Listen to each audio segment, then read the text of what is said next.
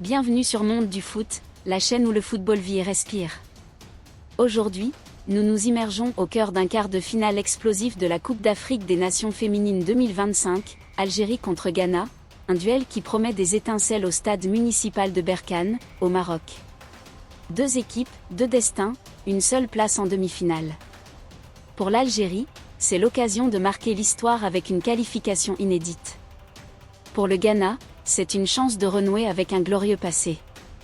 Quelles armes les Vertes déploieront-elles pour défier l'expérience des Black Queens? Le Ghana saura-t-il briser la muraille défensive algérienne? Préparez-vous, car ce match s'annonce comme un tournant dans l'histoire du football féminin africain. Un quart de finale à haute tension. Ce samedi 19 juillet 2025, à 16h GMT, le stade municipal de Berkane vibrera au rythme d'un affrontement crucial. L'Algérie, pour sa première apparition en phase à élimination directe de la Coupe d'Afrique des Nations féminines, rêve d'un exploit retentissant. En face, le Ghana, habitué des grands rendez-vous, veut retrouver les demi-finales, un stade qu'il n'a plus atteint depuis 2016. Ce choc oppose deux styles, deux ambitions et deux histoires. La fougue d'une équipe algérienne invaincue et la puissance retrouvée d'un Ghana en quête de rédemption. Ce match, c'est aussi un duel de génération et de dynamique. Les Algériennes, portées par une défense de fer et une gardienne en état de grâce, Chloé Ngazi, ont surpris tout le monde dans un groupe B relevé. Le Ghana, de son côté, après un départ poussif, a retrouvé son mordant offensif, comme en témoigne sa victoire éclatante contre la Tanzanie, 4-1. Ce quart de finale, c'est l'histoire d'une équipe qui veut écrire sa légende contre une autre qui veut la ressusciter. Où et quand regarder ce choc? Pour ne rien manquer de ce rendez-vous, notez bien, le coup d'envoi sera donné à 17h heure algérienne, GMT+1, soit 16h au Ghana et 18h en France. En Algérie, beIN Sport diffusera la rencontre en exclusivité. Au Ghana, les supporters pourront suivre le match sur GBC et Supersport. Malheureusement, aucune diffusion n'est prévue en France, mais les fans pourront se tourner vers des plateformes de streaming légales pour vibrer avec leurs équipes. Assurez-vous de vérifier les horaires locaux et de préparer vos écrans pour ce spectacle footballistique. L'Algérie, une équipe en mission.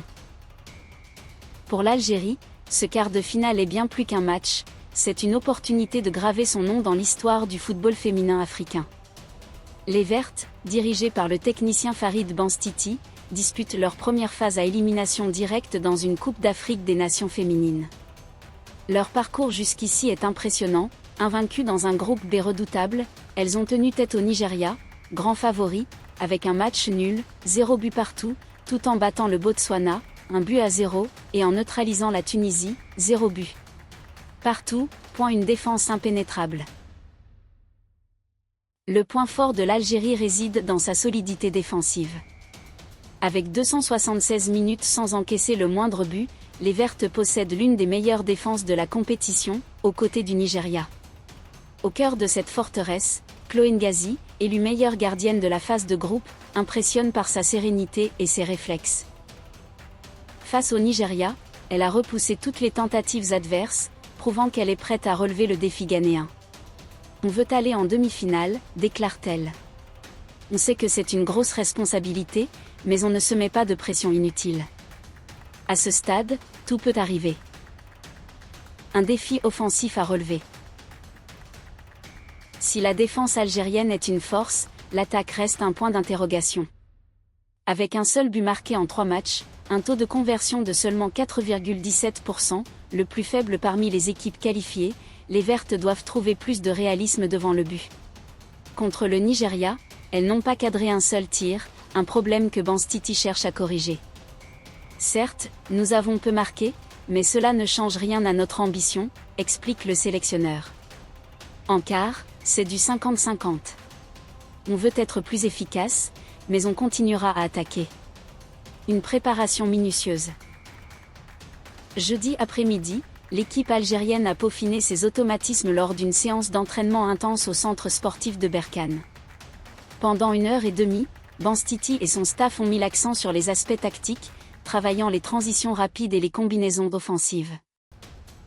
Toutes les joueuses étaient présentes, à l'exception de Naïma Bouani, forfait jusqu'à la fin de la compétition en raison d'une blessure contractée en phase de groupe. Malgré ce coup dur, l'ambiance était studieuse et déterminée, reflet d'une équipe prête à se transcender. Les leaders à suivre. Lina Boussaha, capitaine et moteur de l'équipe, sera au centre de l'attention. Sa capacité à organiser le jeu et à créer des opportunités sera cruciale face à la défense physique du Ghana. Avec une équipe jeune mais ambitieuse, l'Algérie aborde ce match sans complexe, porté par l'élan d'une Coupe d'Afrique des Nations féminines 2025 pleine de surprises. Le Ghana, l'expérience au service de l'ambition. De l'autre côté, le Ghana arrive avec un pédigré impressionnant mais un parcours en dents de scie. Finaliste à 3 reprises, 1998, 2002, 2006, les Black Queens n'ont plus atteint les demi-finales depuis 2016.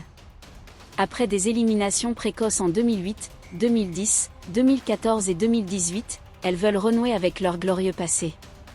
Ce quart de finale contre l'Algérie est une opportunité en or pour relancer leur dynamique. Un réveil offensif prometteur.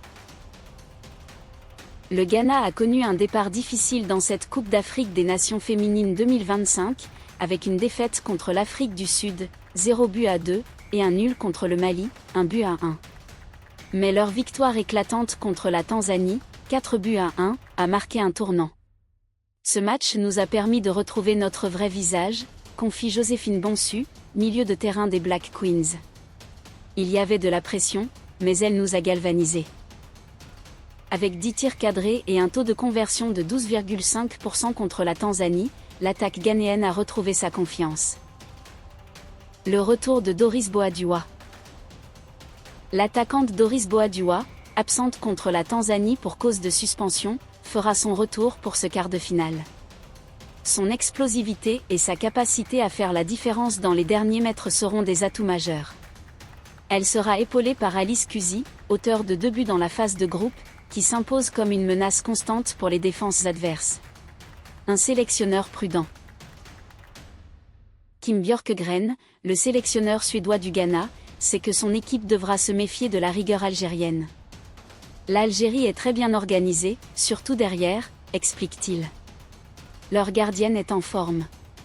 Il faudra créer des occasions franches, pas tenter des frappes de 45 mètres en espérant un miracle. Ce sera difficile, mais on est prêt.